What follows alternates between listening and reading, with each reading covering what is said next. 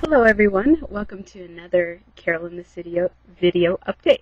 It's March 2011. I know a lot has been going on for me so far in this new year. I don't know about how for you, but I just wanted to take this time to share a story. A few weeks ago, we were at Tompkins Square Park, and it was a cold day, very, very cold actually, and we met this woman, and she just came up to the truck, and she was shaking, and she looked cold. Her face was red.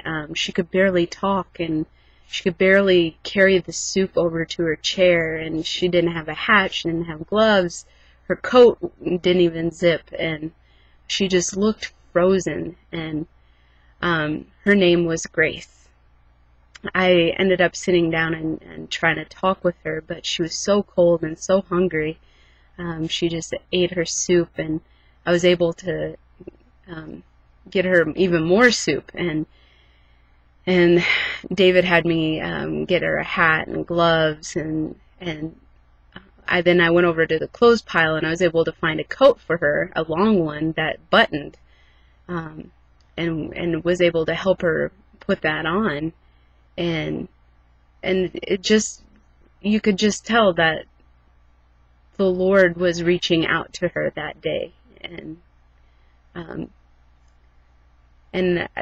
then a few days later, I hear his story from a friend that there was this woman that froze to death around the Tompkins Square Park area, and I was hoping that it wasn't this woman Grace. And unfortunately, I got to the park, and my friend gave me the article, and it was, she had frozen to death sleeping on a church doorstep. And that was very, it shook me up, to be honest. And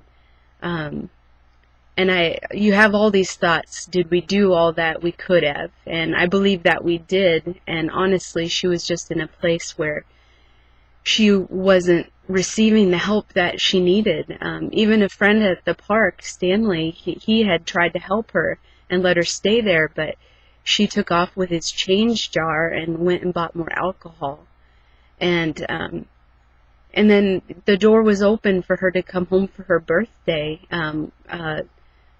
with her ex, or I think she was supposed to be married to the guy, and her son. She has a 12-year-old son.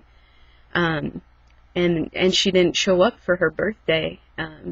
So here was a woman who was really at the end of her rope, and unfortunately, it didn't, things never had a chance to turn around for her. But in light of all this, I have to look and see what the Lord is trying to get at in this, and the fact is that it's imperative that we are out there at Tompkins, especially in the winter time. It is a life and death situation for the people out there, spiritually, emotionally, physically, as we saw for our friend Grace. And then at the same time, it casts a greater desire and a greater yearning to see the King Center for Urban Ministries, KCFUM, established. That we need a place, as Street Life Ministries, we need a place where the homeless can come and they can be safe from the cold, and they can have a chance to have their lives turned around. So I just wanted to share that with you and let you know just the reality of the situation that we face on a week-to-week basis, that we're there in those crisis moments, and it really, it's key that we get out there.